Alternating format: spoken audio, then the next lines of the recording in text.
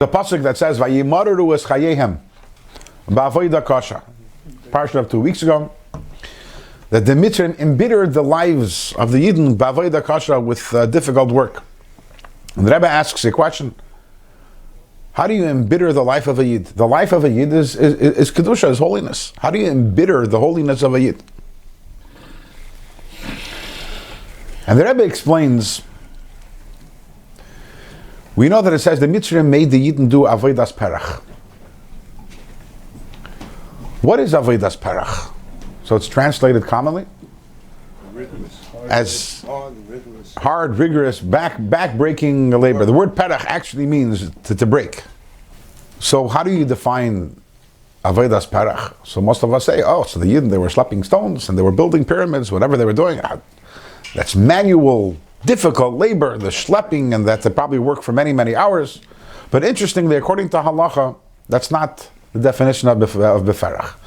There's a halacha b'negeit in Hilchas Avadim. The Torah says, "Leisirda by befarach." We're not allowed to work with an eved befarach. If you have an eved, you have a servant, you're not allowed to assign to the servant avodas perach. Okay, so since it's a halacha, we need to quantify. What is that? If I have an eved, what kind of work am I not allowed to tell him? If I need to build a house, am I not allowed to tell him to build, to schlep the stones? What are the work hours? Do I have to contact OSHA? Is that the right organization, government organization? What? Maybe it means degrading work. So the halacha is, and as defined in the Rambam, voida she'ein lo kitzva ve'ein lo toyelas. It's work that has no end and has no use. It has no purpose. What did the Mitzrayim do? They made the Yidden do work which was pointless, because we know Pishem and Ramses, they were built on unstable ground, and when the Yidden would build, it would crumble. It would sink into the ground. So why were the Mitzrayim making the Yidden do it? Not because they needed it, but because they wanted to make the Yidden work hard. Avodas perach is to do work, a work which doesn't have any end to it. Ein la kitzva, it has no limit to it. Ve'ein la tiyalas, it has no point. And those two are connected. When a work has a tiyalas, if there's a point to the work, so then there's a kitzva, then there's a limit. Why? Because when you arrive at the tiyalas, you arrive at the objective, then the work ends. But what if the work has no tiyalas? If the work has no objective, then there's no, then ein la kitzva, it also has no limited also. So according to halacha, if I have a servant and I'm building a house, I'm beferish, allowed to tell my servant to schlep the stones. But if there's a break because the construction suppliers didn't deliver the stones, and I'm looking at my servant out there and he's just lying on the lawn over there, and he's getting a tan, I'm like, that's not right. That's not right. He shouldn't be doing nothing. So I tell him, do me a favor, heat me up, go to the stove and heat me up a cup of water. No, I don't need the cup of water. That's avodas perach, and that's not allowed. Because that's avodah she'ein la kitzva ve'ein la te'ela. So that the schlepping the stones is fine.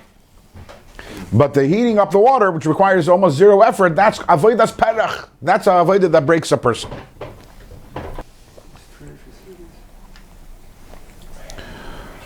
The Rebbe says something interesting. The Rebbe says, avodah she'ein la kitzva ve'ein la te'ela, work which has no limit and has no objective, is the rightful domain of the nefesh elikis.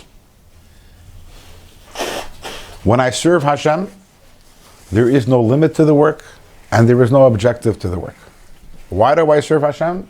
Because I want to serve Hashem. In the words of the Alter Rebbe that he says in a Maimer, he says, "Ilu nistavinu lachte ve'etzim."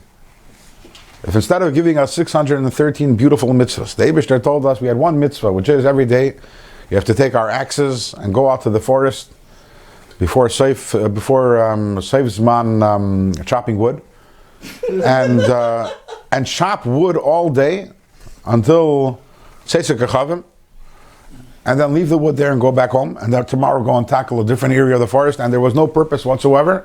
We would do that with the same simcha. Why is that? Because you go to the Nefesh Elokis, and you ask Nefesh Elokis, what do you want to do? He says, I want to serve Hashem.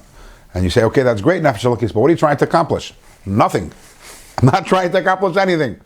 So when are you going to be finished this? In other words, when will you have felt that you have? Never. As long as I'm living, I am going to serve Hashem, and that's all I want.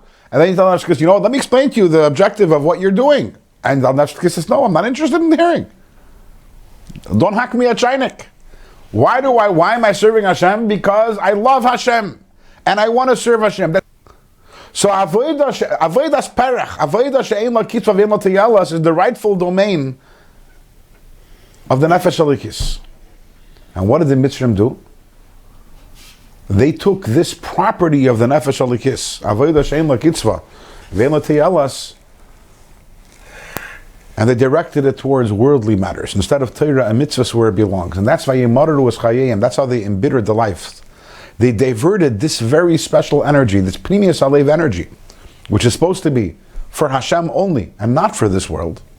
And they diverted it for worldly matters. What is the idea of Mitzrayim? Mitzrayim means that a person goes into that we go to work and we say, how many hours of work am I putting into the office today?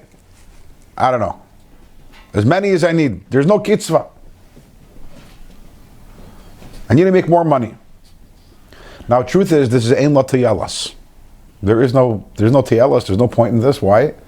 Because you could work 20 hours a day, but you're not going to make a cent more than Hashem has preordained for you. So it's ein la kitzvah ve'ein la tiyalas, and that's Galus Mitzrayim. Galus Mitzrayim is when we are involved in this world without any limits, and without even realizing it's also without really any objective.